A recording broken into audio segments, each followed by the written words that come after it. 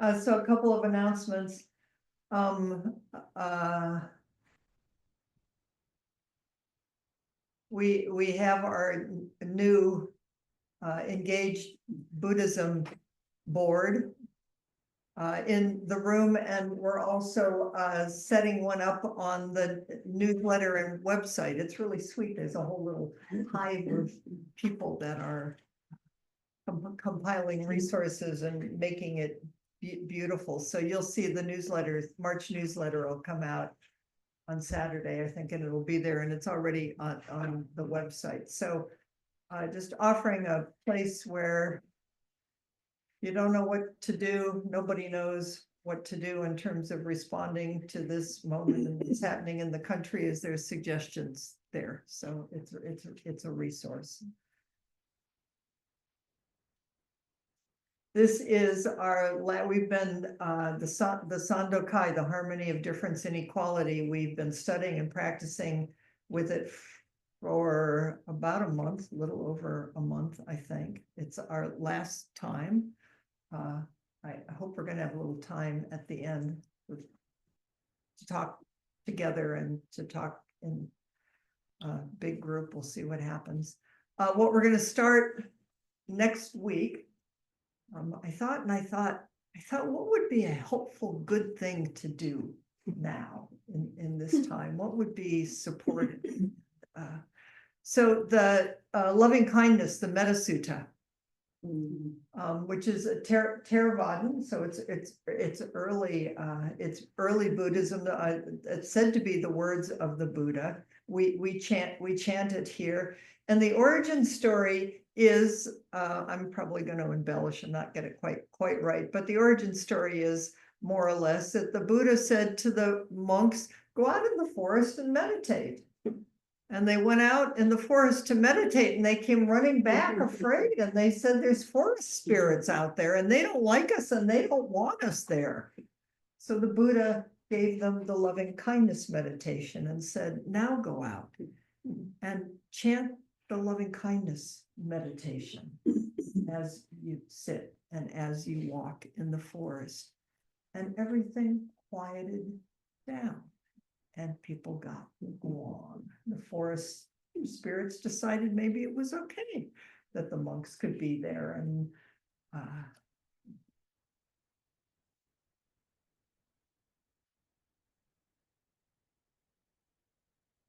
so I want to spend a little bit of time on the sutra itself, but I also want to use it as an entry gate to bring forward other teachers that I respect, and who, some of whom have this as their primary practice, and others for whom heart practice is hopefully all of our practice, but I'll bring forward the teachings. That's my intention, and I hope we enjoy it, and I hope it helps us all remember. I found this for Jack Cornfield. Jack Cornfield's been teaching loving kindness, Sharon Salzberg. But Jack Cornfield, when frightened monks came to Buddha, he taught the practice of loving kindness and compassion as a great protection. Don't fall into fear. Steady and ground yourself. Quiet your mind and open your heart. Okay, so we have been back to the Sandokai, using Suzuki Roshi's Branching Streams Flow in the Darkness. I've been really, I hope you have been, I've been really enjoying just having Suzuki Roshi and his presence and his light and his picture on the altar. And I want to read to you some again today to bring forward his words and his teaching through his own words. So this is what I'm doing today is taken from the very last part of this book. And the overview is called, We Are Just a Tiny Speck of Big Being. We are just a tiny speck of big being.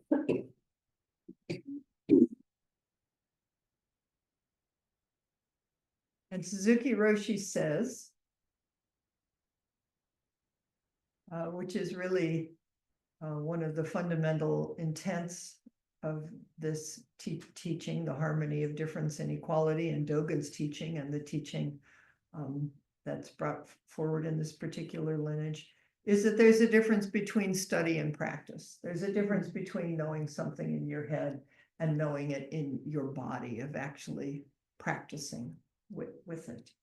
A direct experience. So please study if you like to study. That's wonderful. I like it now. I didn't like it wasn't drawn to it for decades. So forgive yourself if you think that's nice, but whatever. But practice in the body. What is that? What is it to live this?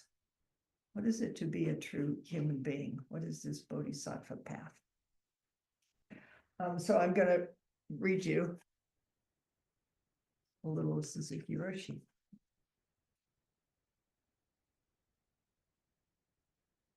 According to Buddhist understanding, things that look like they exist outside are actually existing inside ourselves. Psychologically, we might say projection, but it's even bigger than that. When you think he is not good, you are actually criticizing someone inside yourself. It is a picture of yourself. This is the understanding of the big mind that includes everything. Things happen only within yourself. They are activities of your life within yourself, like your stomach digesting things. In your mind, you may think, here is my heart, and here is my tummy, and you may not be aware of the relationship between them. You may think that by surgery, you can cut out your tummy without affecting your heart. But it is actually not so.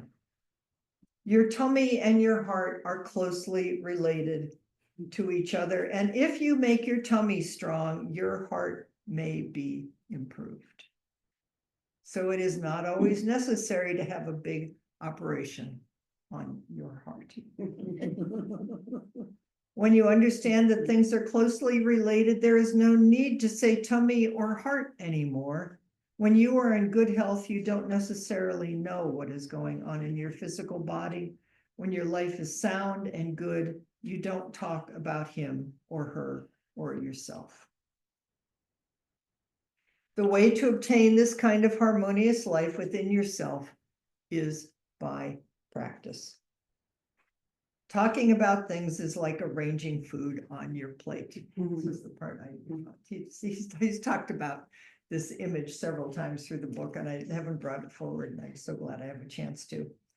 Every morning, our students, he's at Tassajara, arrange food beautifully on each dish. But fortunately or unfortunately, when I chew it, it is all mixed up in my mouth, and I have just the taste of food. No color, no beauty, no sesame salt or brown rice.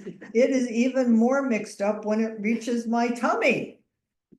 I don't even know what it is. When things are in full activity, there is no idea of good or bad, this or that. It is good to see food arranged in different dishes. It is good to think about food, your life, or the nature of man or woman. But even though you think about these things, it doesn't mean much unless you have a taste of them in your life. Unless you chew it up, mix it all together, and swallow it, your life doesn't make much sense. Isn't that great? It's so simple. It's so direct. It's so kind of like non-trippy and not trying to elevate anything. It's just, yep, we all do it and we all have some sense of it. We study Buddhism like this, just as we arrange our food in different dishes and appreciate its color and form. But eventually we must eat it, and then there is no teaching whatsoever. When you actually eat it, there is no teacher or disciple, there is no Buddha or Christ. How to eat is our practice. We are fortunate that even though we chew things up and mix them together, we also know how to analyze them in various ways. And we know what we have been doing. To analyze your psychology or your practice is important. I mean, please, this isn't telling you to cut off your head and not think. I went through a phase where I took this a little too literally and just sort of was like, I was so tired of my head.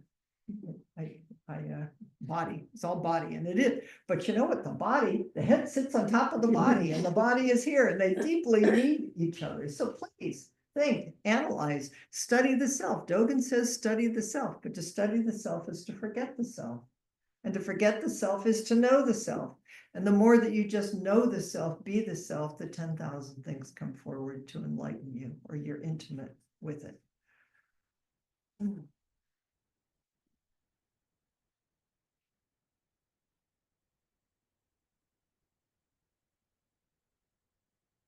So we will practice on and on in this way, arranging carefully and mixing together and chewing and analyzing to see what is going on.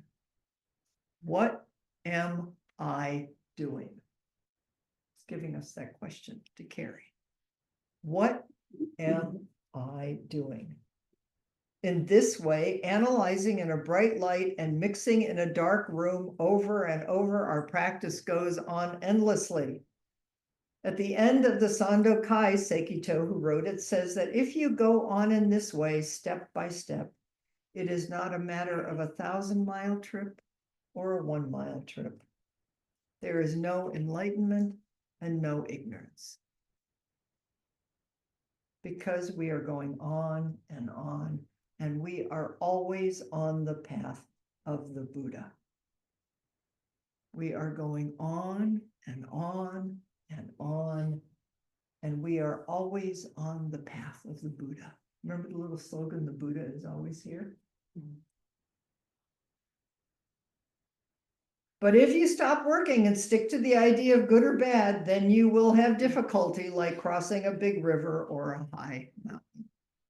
You create the river and the mountain for yourself. They don't exist. When you analyze, when you criticize yourself, you have some special concept of yourself in terms of good or bad, and you think that is you. It is not actually so. But that's how you create difficulty for yourself. That is what we are always doing. It's so simple, isn't it? It's like it's so clear and it's so simple. What are you doing? Oh, yes. Call ourselves back. Oh, that's the end of that. Okay. So practices. Can we be open to ourselves? This self. Can we be open to the world? Can we be open to different views?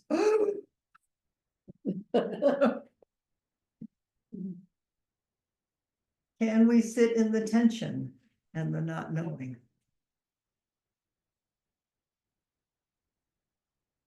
Letting go and letting go of our views and our principles. What it leaves us with actually is a really deep intimacy where it means we need to come close enough to feel what needs to be felt, to feel our fear, to feel our hopes, our dreams, our confusion, or to meet old, if something, quote, on the outside is resonating with something that happened on the inside, a trauma or family systems or habitual responses or the conditioning of our culture. It's like we're practicing to learn how to be able to be where it's uncomfortable. And instead of running back to the same old place, it's like, oh, here I am. What are we doing? What is it that we really want to be and enact through our lives?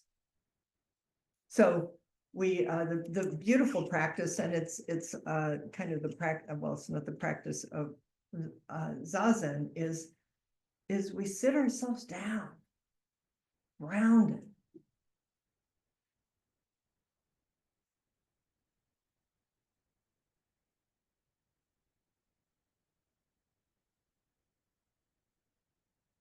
And there is just this person. Thoughts come and go, and feelings, sensations in the body, the heart. But there are moments, Dogen's language is to drop body and mind, where there's just the experience of a vastness or an isness of being and body. You can't grab it. You don't even, it's kind of undescribable.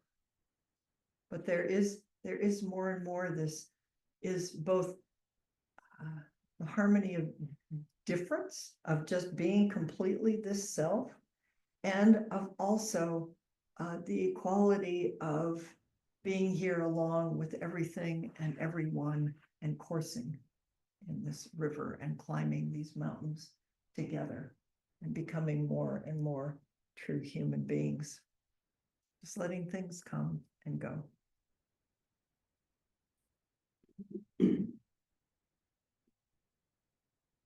And really important is that we can't always do that. It's like, no, I think I'm really attached to this right now. Just notice it. Because if we follow it all the way through, at the heart of everything, that I think we do find some goodness and love and some yearning to connect that often goes through some wound or some hurt or some sadness. So remember the little slogan at the heading of one of suffering. What does he say? I have it here. Oh, suffering is a valuable thing. Like if it's hard, it's okay. Here we are. Sit here for all beings. That's what bodhisattvas do.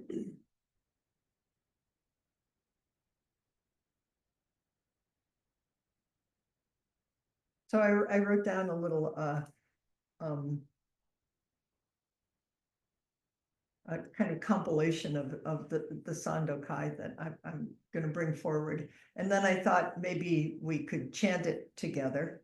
So we'll do a screen share in a minute. And then we'll just talk together about whether you're here for the first time, or you've been here for everything, or you got it and you didn't get it, and what in the world is that? But something's happening. And we'll talk together about that. So this is just kind of what I put together. Start with my most favorite, one of the many, is the verse of renunciation. As we start with,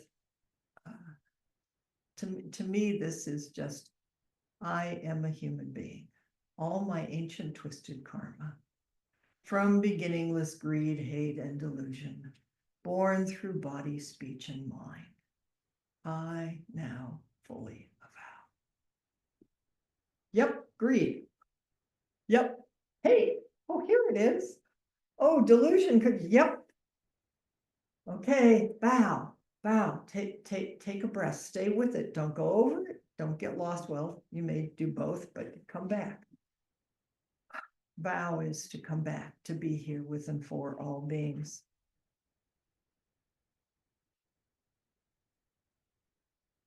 Because as the Sandokai teaches us, our practice is integrating the dark and the light of our human experience.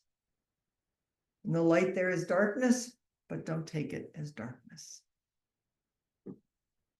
In the dark there is light, but don't see it as light. Light and dark oppose one another, like the front and back foot in walking. Warm hand to warm hand with the whole world. The Buddha is always here. The whole world is Buddha's body. This is things as it is. It's always moving, changing, evanescent, impermanence. So practice without any idea of attainment. Life is wonder and mystery. And there are moments where we really know box and lid fit and arrow points meet. Suzuki Roshi says, it is wisdom seeking wisdom. That's the path. This is our lives. This is how we don't waste time. Moment after moment, we live right here. And then he says at the very end of the book, your Buddha nature brought you here. Maybe 20 to 30% is choice. We walk around thinking we're in control, right? It's like, what are you doing here? What am I doing? I mean, it's funny and it's poignant and it's important. Your Buddha nature brought you here. Maybe 20 to 30% is choice. But most of your reason for being here is beyond that. And I'd say here, but I'd also say being alive and having this particular life, this particular karma, this particular being born in the United States at this particular time in the world. He says, we are listening to the teaching that we have listened to under many teachers in past lives. Dogen says this. We've been doing this across time and space. And who knows anything, but we're going to keep doing it forever. So don't waste time or relax or whatever. Says, try to forget yourself and rely on your true voice, your voiceless voice, your non-verbal voice. We say, listen to the tongueless teaching. Tongueless teaching. Don't listen to my words. Think about this. Listen to the tongueless teaching.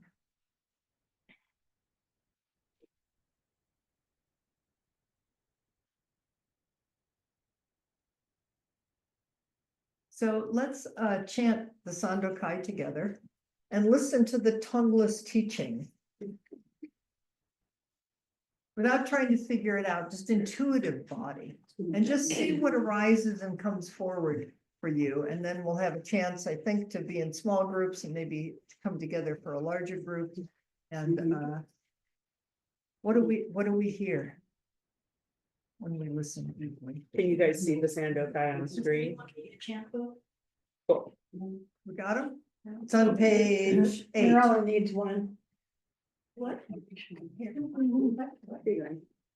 Page 8. Would you make it a little bigger, Kristen? Yes, ma'am. How do you like that? Lovely, thank you. Harmony of difference and equality together. The mind of the great sage of India is intimately transmitted from west to east. All human faculties are sharp or dull. The way has no northern or southern ancestors. The spiritual source shines clear in the light. The branching streams flow on in the dark. Grasping at things is surely delusion. According with sameness is still not enlightenment. All the objects of the senses interact and yet do not. Interacting brings involvement, otherwise each keeps its place. Sights vary in quality and form. Sounds differ as pleasing or harsh. Refined and common speech come together in the dark. Clear and murky phrases are distinguished in the light. The 4 elements return to their natures, just as a child turns to its mother. Fire heats, wind moves, water wets, earth is solid, eyes sights, ears and sounds, nose and smells, tongue and taste. Thus with each and everything, depending on these roots, the leaves spread forth. Broken branches share the essence, revered in common, each has its speech. In the light there is darkness, but do not take it as darkness. In the dark there is light, but do not see it as light. The light and dark oppose one another, like the front and back foot in walking. Each of the myriad things has its merit expressed according to function and place. Phenomena exist, box and lid fit, principle responds, arrow points meet. Hearing the words, understand the meaning, do not set up standards on your own. If you do not understand the way right before you, how will you know the path as you walk? Progress is not a matter of far or near, but if you are confused, mountains and rivers block your way. I respectfully urge you to study the mystery. Do not pass your days and nights in vain.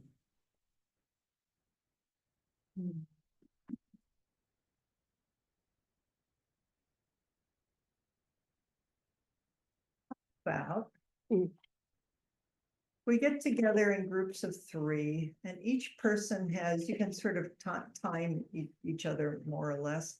Each person just has 2 minutes to express the the tongueless teaching.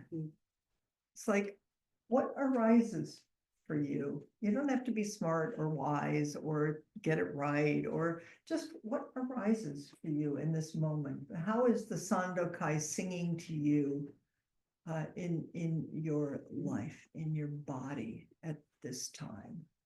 Can be completely, please, may it be completely ordinary. Okay.